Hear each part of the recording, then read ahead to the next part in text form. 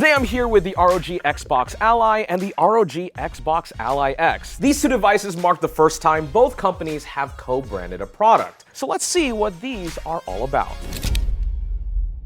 Microsoft invited us to a press briefing to take a look at what the Xbox team have been cooking. And while it's not quite a next-gen Xbox or even the rumored Xbox Portable, what they did show us were real products that will be coming out for the 2025 holiday shopping season. And at least from what I can tell, these can have some serious implications for what can be expected out of Xbox hardware and PC gaming moving forward. So here they are, the ROG Xbox Ally and the ROG Xbox Ally X. Effectively, these are the next generation of ASUS's handheld gaming PCs, but co-branded with Xbox alongside a sort of reimagining of the Windows 11 UX tailored specifically for this form factor.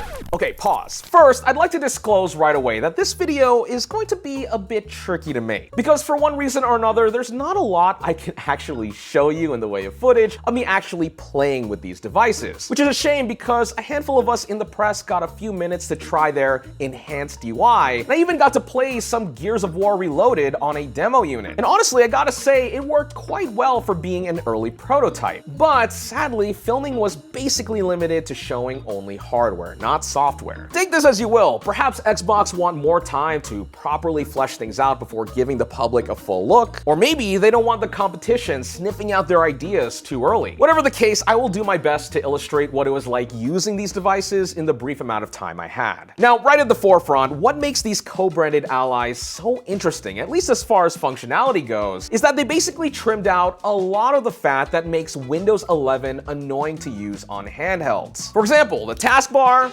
gone, as are some of the resources that would normally run on the background for desktop but are non-essential on handheld. Rather, this special version of Windows 11 boots straight into a full-screen Xbox interface that puts gaming front and center. In my observations, there were two key components here. First, there's a home screen. If you've used the Xbox app on PC, specifically the compact mode that's more optimized for handhelds, the UI looks quite similar to that. Just as it is on its competitor SteamOS, the Xbox full screen experience, as they call it, primarily acts as a hub to aggregate and launch titles from your game library, regardless of whether you got them on Game Pass, SteamOS, Battle.net, etc. While I didn't have a crazy amount of time to explore the interface, this is also where you'd be able to launch your marketplace apps, chat programs such as Discord, and also your system settings. The second component to this new version of Windows 11 is a brand new Xbox Game Bar overlay, which pulls up a bunch of tabs and menus for easy access settings. This includes things you would normally pull up on the Windows 11 taskbar, such as your sound mixer, notifications, screen brightness, and Wi-Fi. But also, this is where you'll be able to access the newly integrated Armory Crate panel, which, like on the previous gen Ally, gives you toggles for TDP, screen resolution,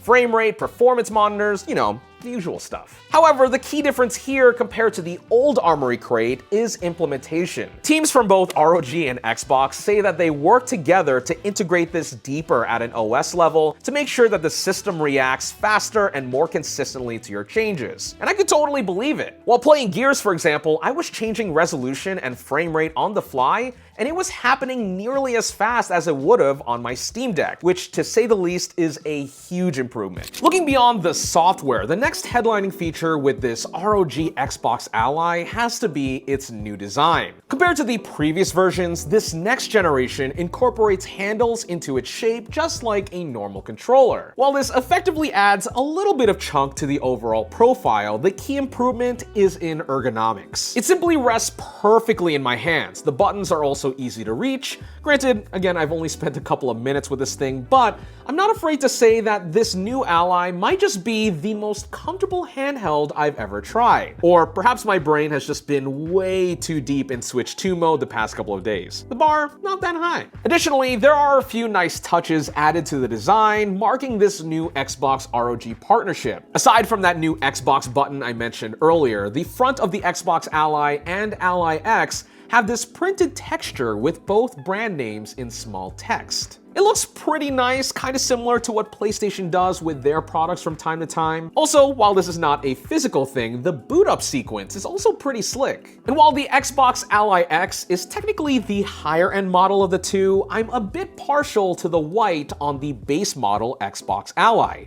it just looks a bit sharper. Of course, another important aspect to these devices are the specs, which, surprise surprise, are running on AMD's Ryzen AI Z2 family of chips. For the base model Xbox Ally, it features a Ryzen Z2A SoC with 16 gigs of RAM, 512 gigs of SSD storage, a 60 watt-hour battery, and a 7-inch 1080p 120Hz IPS display, just like the last generation. Now, while we don't have specific details on this processor or pricing just yet, it's said that the performance targets for this model is geared towards 720p gaming. Our best guess, perhaps this will be direct competition to the Steam Deck OLED and Legion Go S with that Z2 Go SoC in that $500 to $600 price category. Then spring more for the premium ROG Xbox Ally X, and you'll be getting all of the bells and whistles. That long-awaited Z2 Extreme SoC, 24 gigs of RAM, a 1TB SSD, as well as an 80 watt-hour battery. And while it does have the same 7-inch 1080p 120Hz display as on the standard Xbox Ally, performance-wise, this handheld is set to target anywhere between 900p and Full HD. And perhaps the cherry on top here is that this device also gets impulse haptic triggers, just like on the Xbox Elite controller too. Sadly, we also don't have pricing on this as of yet, but considering the current Ally X is available between $799 and $899 here in the US, it's a pretty safe bet that the Xbox Ally X will be priced around that ballpark.